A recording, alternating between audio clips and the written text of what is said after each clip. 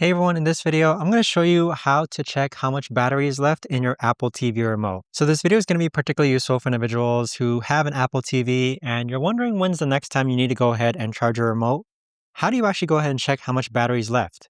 So there's actually multiple ways that you can go ahead about doing this. The way that I like doing it is if you hop onto your Apple TV and then you want to go ahead and grab your remote and navigate to where it says settings. Then where it says settings, you want to navigate to the option that says remotes and devices. So it's this option right over here.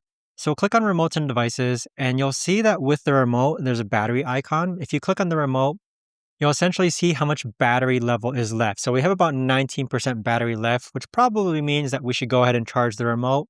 I mean, additionally, you can honestly just wait until your remote actually runs out of battery as well. I mean, it'll just stop working. You're going to see a notification. But that right there, guys, is the best and easiest way that I know of to actually go ahead and check how much battery is left in your Apple TV remote. If you guys know of a better, easier way to actually do this, let me know in the comments down below. I would love to know.